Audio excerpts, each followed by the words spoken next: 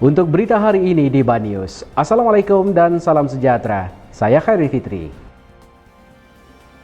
Dewan Undangan Negeri Dun Sabah meluluskan peruntukan tambahan sebanyak RM553 juta kepada kerajaan negeri bagi melaksanakan pakej bantuan COVID-19 memerangi penularan wabak COVID-19 serta mentadbir urus negeri dengan baik. Rang Undang-Undang RUU Perbekalan Tambahan Pertama 2020 itu dibentangkan Ketua Menteri Datuk Seri Muhammad Syafiee Apdal selaku Menteri Kewangan. Muhammad Syafiee berkata sebanyak RM75 juta akan diperuntukkan kepada Jabatan Ketua Menteri JKM dan daripada jumlah itu, RM50 juta adalah peruntukan khas untuk membiayai perbelanjaan kecemasan COVID-19.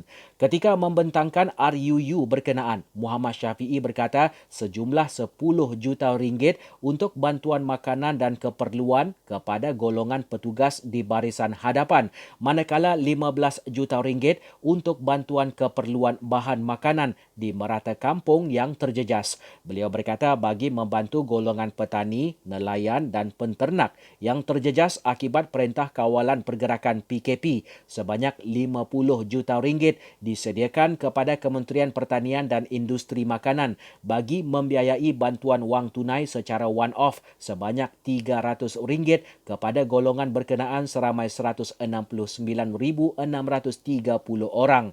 Berdasarkan rekod, Ketua Menteri berkata sehingga 17 April sebanyak 118,635 senarai golongan penerima bantuan itu telah diterima yang mempunyai nombor akaun bank.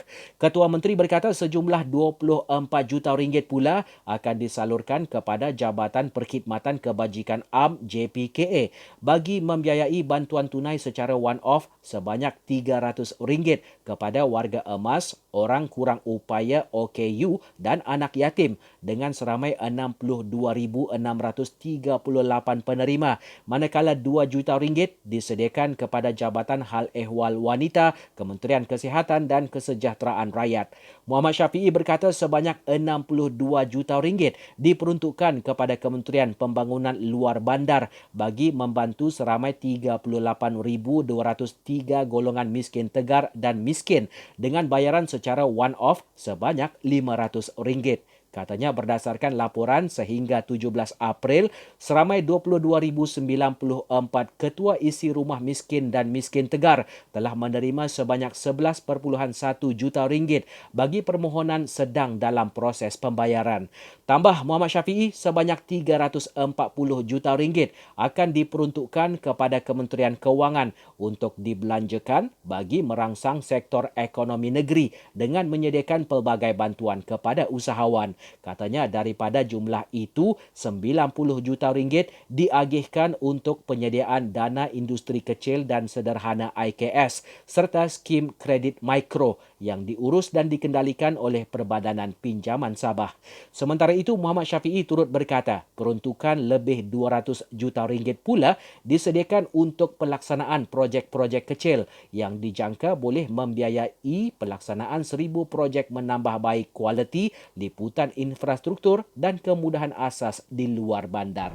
Saya Khairi Fitri di Banius. Untuk sebarang info dan berita yang berlaku di sekitar anda, kongsikan kepada kami dengan tinggalkan komen anda di bawah. Jangan lupa subscribe, like dan share video ini.